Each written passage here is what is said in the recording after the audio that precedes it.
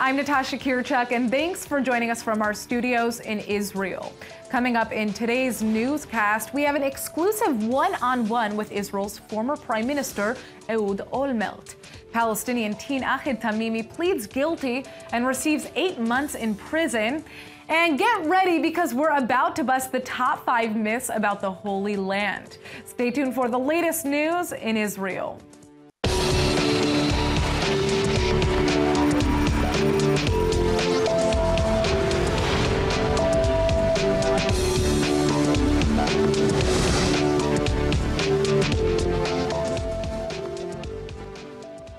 Well, we're beginning our show with a very special interview. Joining us now in the studio is the former Israeli Prime Minister Ehud Olmert. Prime Minister Olmert served as the leader of Israel from 2006 to 2009, after also serving as the mayor of Jerusalem for nearly a decade. The Israeli leader led the country through war, peace efforts, and even scandal. And today we're going to discuss the implications of his leadership, along with the esteemed author, jurist, and lawyer, Professor Alan Dershowitz. This will be Prime Minister Olmert's first English language interview since this story broke. Thank you both for joining us. Thank you. All right, well, what we would like to do is begin with talking about the nuclear threat from Syria. Can you take us back to what went on in your head the first day you heard about the nuclear threat from Syria, and take us inside those talks with America, with President Bush and Condoleezza Rice at the time? Well, this is, of course, a story that took a few months to discuss, to analyze, to decide which course of action should be taken and to actually execute it. So it's, as we say, it's a long story. But I can say that naturally when I first heard about the atomic reactor, I know it will change the priorities of my position as Prime Minister of Israel for a period of time until everything will be resolved. This was a major threat. Perhaps the real greatest threat that Israel faced, maybe since its creation. It's true that the Iranian threat of nuclear weapons is something that we should take very seriously. We take it very seriously, but Iran is way behind a possession of a real capacity. While here there was a nuclear plutonic reactor that was almost at the last phase of its building. And once it would have warmed up, it was unlikely that we could destroy it because the terrible pollution, particularly near the river Euphrates, could have created a terrible, terrible outcome to the lives of millions of people, and this is something that we may have not been able to do. So once we realize that there is an atomic reactor and that this reactor is quite close to completion, we shared the information with the President of America, at that time George W. Bush. I made a special trip to America. Of course, we didn't conceal any of the facts, and no one knew about it except for the heads of the CIA and the National Security Advisor and the President himself and the Vice President. We discussed the possible option of America destroying the atomic reactor. The reason I talked to the President about this was not because I thought that Israel couldn't do it. There was no question in my mind that if Israel will have to, of course, we will destroy the atomic reactor. But I thought that since Israel said that the ultimate responsibility for the prevention of any atomic capabilities by Iran is the primary responsibility of America and the big powers, I thought that it could be a very important signal to Iran had America destroyed the atomic reactor in Syria on the same basis that America says we will not allow any irresponsible leadership any place in the world to possess weapons that could create mass destruction. And you know, it's interesting. Obviously, Alan, I'd like to kind of hear your take on what was happening at the time, because obviously you were viewing this from a very different perspective. Well, first of all, I want the public to understand what a brilliant decision it was by Prime Minister Olmert to do what he did. Number one, to try to get the United States to do it. He explained why that would be very important. But second, to tell the President of the United States, with whom he had a wonderful relationship, that he was going to make that decision. And if he didn't have that kind of wonderful relationship, a uniquely good relationship with the President of the United States, the president may have reacted very differently from the way he reacted. Then executing the plan and being able to destroy it with minimal damage, collateral, and finally to do it in a way that didn't permit the Syrians to respond and didn't require them to take action, because I know the Israeli Defense Forces were prepared for a counteraction by the Syrians or by Hezbollah. And I think it sends the Israelis lots of messages. Number one, Israel always has to prepare to do on its own what it has to do to defend itself. In relation to Iran, that's clearly the case. As Elie Wiesel once said, always believe the threats of your enemies more than the promises of your friends. So always have enough self-determination to make the decision. Do it wisely. Do it in a way that minimizes possible responses.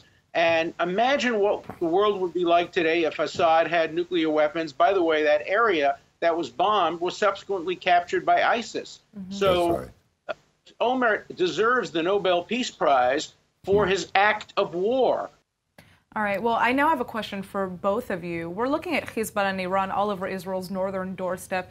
Just yesterday on our show, Major General Amos Yadlin, who was head of intelligence at the time, said the example of Israel's bombing of this reactor reestablished Israel's deterrence power in the Arab world after the Lebanon war. Now, we have the Iran nuclear deal in the balance and, of course, North Korea. What can we learn from those lessons, and how can we apply them right now? The lesson is that Israel has to send a message, hopefully with the support of the United States, that it will hold Iran to the statement it made in the deal in the prologue. Iran reaffirms that it will never, under any circumstances, seek to develop or acquire nuclear weapons. The United States should make it absolutely clear that they regard that as a binding obligation and will authorize the President of the United States to take whatever action is necessary to prevent Iran from breaking that pledge, breaking that promise. Having said that, Israel has to make it very clear to the world that it is prepared to act on its own, if necessary, as a last resort, to prevent Iran from developing a nuclear arsenal, because a nuclear-armed Iran would be so much more dangerous than a nuclear-armed Korea. Korea doesn't have hegemonic interests in the region. It just wants to preserve its own regime, whereas Iran is the greatest exporter of terrorism. It has been responsible for so many terrorist acts, and its leaders have said they would not hesitate to sacrifice millions of Iranians in order to end the nation state of the Jewish people. All right. Well, I'd like to turn now to our next topic.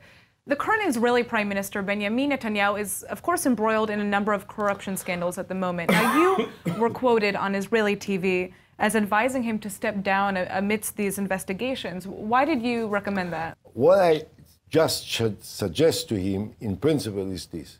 Whatever you do it in an elegant and dignified manner so that the position of the prime ministership of the State of Israel will not be compromised. Well, I just fundamentally disagree with that. I do think that this effort to criminalize political differences has to come to a stop. And if you don't like what you think Prime Minister Netanyahu did, then vote against him in the next election. But putting forth 4 or 5 what I regard as trivial, non-criminal allegations, hoping that because all of them together look like there's smoke, is a serious mistake. Sometimes smoke is a result of arson, not natural fires. So I hope that the Prime Minister fights these charges and ends this attempt to criminalize political differences. I said the same thing about you, Mr. Prime Minister. I've said the same thing when Rabin was forced to leave office because of his wife's bank account, when Sharon was being investigated. I just don't like the criminalization of political differences, whether it's in the United States or in Israel. So I hope the Prime Minister continues to fight these charges and remains the Prime Minister. And I think that helps dignify the office rather than leaving under a cloud of unwarranted suspicion. Well, you were perhaps the Israeli prime minister that was closest to reaching a peace deal with the Palestinians back in 2008. That's because you granted perhaps the most generous concessions in any such offer ever made, from offering a near total withdrawal from the West Bank, proposing that Israel retain 6.3% of the territory in order to keep control of Jewish settlements. Those are just some examples of what that deal was. Why were you willing to grant so many concessions, and why didn't the deal work out? Well, I was ready to grant concessions because I thought that if you want to make peace, you need to make compromises. You need to make concessions. I think that the present situation, which is already exists for 50 years, that Israel controls the life of millions of Palestinians without granting them full and equal civil rights and human rights under the occupation of Israel, is something that will destroy the fabric, the basic fabric, the moral fabric of the State of Israel. This is not something that we want to perpetuate. We need to stop it. Unlike others, I truly and genuinely and fundamentally believe that every single inch of land from the Jordan River to the sea is a Jewish land. So when I talk about concessions, I don't talk about concessions of a land which is not part of us. That's not a concession. Well, and it wasn't easy what you did. A concession is only when you are prepared to concede something which you fundamentally believe to be yours, but for the sake of achieving a much greater goal, you are ready to compromise. Now, so that's what I propose, and I think Alan agrees with me in principle. Now the question is how much, and what I basically agreed is that the basis will be the borders of 67 with swaps. Yeah. So if we retain 6% of the territory, we'll have to give them 6% equal size territory on the other side. Now, we were very close. Abu Mazen, Dr. Mahmoud Abbas, the Palestinian president, said that had I remained prime minister for a few more months, we most likely would have agreed and signed peace, and there will be peace now for years between Israel and the Palestinians. He kept saying it time and again, time and again. Well, you also told him that if he weren't to accept this deal, yes, I thought he was scared. There were many reasons, partly because some of my political rivals or competitors or challengers went to him as they went to Condi Rice, and she writes it in her book. I can even give you the number of the page, I think 741, but you check it, in which she says that, you know, senior ministers in my cabinet, at a time when I was in a very shaky political situation, they came to her and said, don't cherish Olmert's proposals, he has no support for it, and he lost his political power, and so on and so forth. And they also went to Abu Mazen, to Mahmoud Abbas. So it was a very delicate and unstable political situation, and also because the Palestinians, unfortunately, didn't have the courage to accept my proposals. Right, they rejected it ultimately. They never say that they reject it. Well, they just never say that they accept it. Okay. And so I have an entirely different approach from the present government about the peace process, and I don't want to repeat my position. I think it's well known. But I never said, never did I say, never will I say that the fact that we don't have peace is because it's the failure of Israel. It's the reason is the lack of courage and determination by the Palestinians. What I will say is that, I mean, you've said that one of the reasons for the allegations leveled against you was that you were getting too close to getting peace with the Palestinians. Do you still believe that? There were some, certainly there were some that were trying to use every possible power in order to stop me, including to try and incriminate me, that's for sure, in order to stop me. They thought that this is a crime against the Jewish history and the Jewish people to evacuate from territories which are the Saka Jewish territories, and who does it deserves to be punished. And the Sunni Arabs today would accept a situation where Jerusalem is the capital of Israel, West Jerusalem is the location of the American embassy, and there's a capital for the Palestinians in East Jerusalem. They can have a borough within the United City of Jerusalem. There are so many different ways of resolving this that we ought to be sitting down at the negotiating table and have the Israelis and the Palestinians resolve it. But the Palestinians, as Abi Ibn once said, have never missed an opportunity to miss an opportunity. The Palestinians simply have to sit down and be willing to make the same kinds of painful compromises that you are prepared to make for Israel. But, Alan, I wish that I could say that the Prime Minister or the government of Israel today approves of my peace plan as a basis for negotiations. And so if on that basis the Palestinians will still decline to come to sit to the table, that will be a very grave mistake. All right, well, we've come to almost the end of our interview here, and it's perhaps the biggest question of all. Are you considering going back to politics? Why is it so important? I think it's a pretty important I would have been much happier had you asked Alan Dershowitz. Don't you think it's time for a formidable character like you, with such an enormous influence worldwide, that has been listened to by people everywhere in the world, to come and make some changes in Israeli politics? Instead, you ask an old-timer like me. It's not on the agenda at the present time. Anyway. It's not on the agenda at the present time. All right, now make sure to catch ILTV's Ask Alan for the full interview with Professor Alan Dershowitz and former Prime Minister Ehud Olmert. All right, we have huge news on U.S. President Donald Trump's Mideast peace plan. The world's been waiting on the edge of its seat to see the details of his so-called deal of the century for peace between Israel and the Palestinians. But apparently, that wait is over. A White House official says Trump's plan has been scrapped altogether because the U.S. couldn't bring the Palestinians to the table. That means we may never see what Trump had in mind. But Palestinian officials say they would have been receptive to talks with the U.S. if not for Trump's controversial decision last year to officially recognize Jerusalem as Israel's capital. A move that much of the world widely condemned, saying this should have been left to Israel and the Palestinians to negotiate for themselves. The Palestinians immediately burned their bridges with Washington, prompting aid slashes from the Trump administration. With Palestinian reconciliation on the brink of collapse, we've also just learned that Hamas is deep in talks with Iran and Hezbollah to make a unified front against the U.S. On top of that, the terror cell is also reportedly in discussions with both Russia and China to forge such an alliance. Aligning itself with two of the U.S.'s biggest regional rivals may be another reason the White House has apparently shelved its entire peace plan. The stage has certainly been set for a new era of desperate alliances like this, and some worry that Mideast peace may unfortunately now be further off than ever before. A verdict has just been reached in the controversial case of Palestinian teen Ahed Tamimi.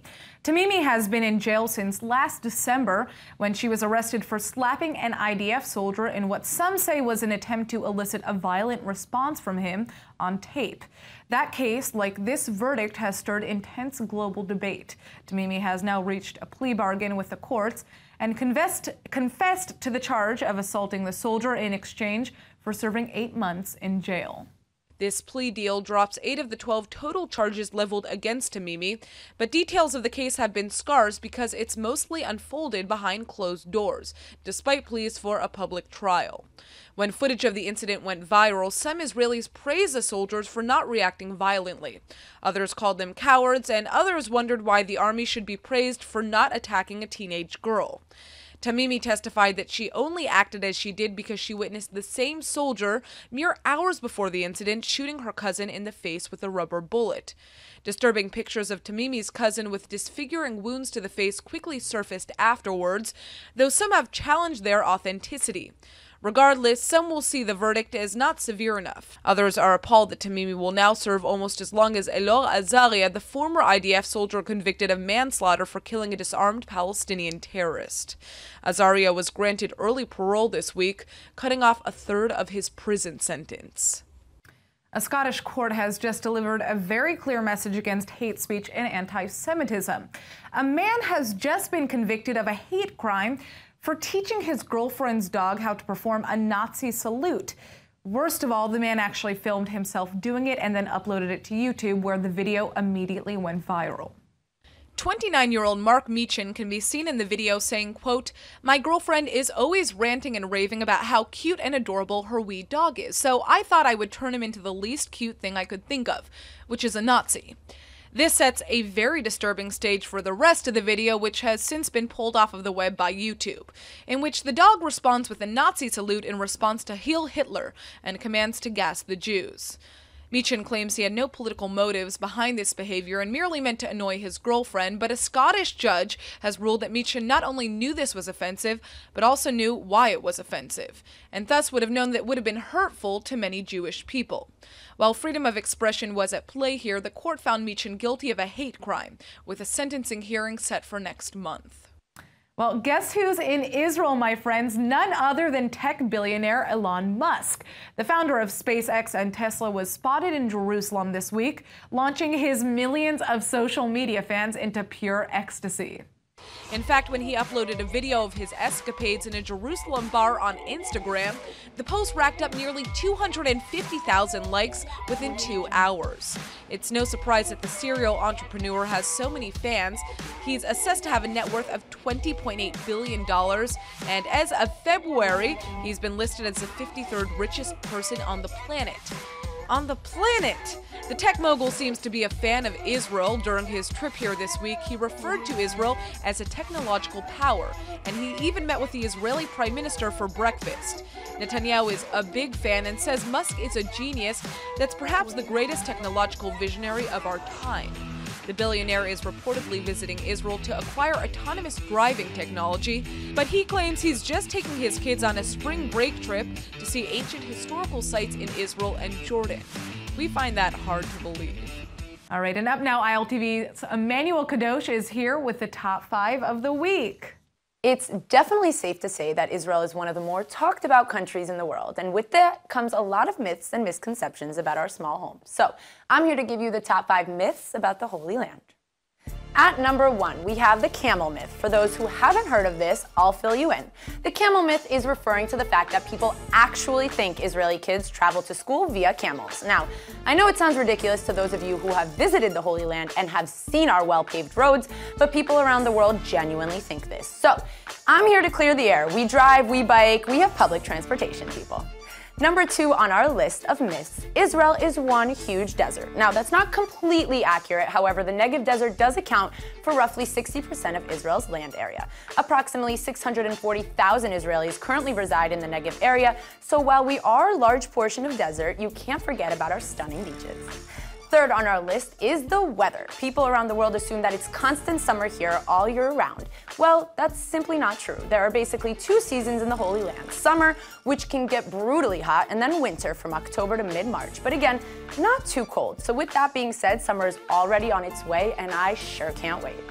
Number 4 on our list is that all the food here is kosher. Yes, a lot of the restaurants you'll find across the country will have kosher meat or don't mix meat and dairy in their kitchen, but that doesn't mean all places are kosher. In fact, some of the best seafood you'll ever have is at the restaurants posted shoreside. But hey, you gotta come try the food and see for yourself.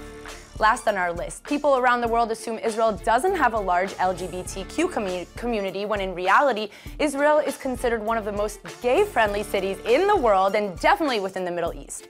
Tel Aviv's Gay Pride Parade actually attracted over 30,000 tourists and over 200,000 participants just last year. So you definitely won't want to miss the rainbow-filled parade this year, trust me. That's all for today's Top 5. Back to you. And now for our Hebrew word of the day. We all know the feeling of coming home after a long day of work and just wanting to share it with someone. So today's word is לתאר, meaning to describe. Of course, describing how your day went isn't the only kind of תיאור or description there is. It could be describing a person, a feeling, or even what you imagine your future to look like. לתאר את שלי במילה אחת, or to describe mine in one word, I'd say yes. All right, let's go ahead and take a look at the weather forecast. Tonight should be partly cloudy but warm with a low of about 68 or 20 degrees Celsius. Then temperatures are expected to rise through the weekend to a high of around 92 or 33 degrees Celsius. All right, guys, that's it for today's news. Today's exchange rate is 3.47 shekels to the American dollar. Remember to sign up for our daily newsletter at iltv.tv. And don't forget to follow us on Facebook at Israel English News and on Twitter at ILTV News. I'm Natasha Kirchuk, and thanks for watching.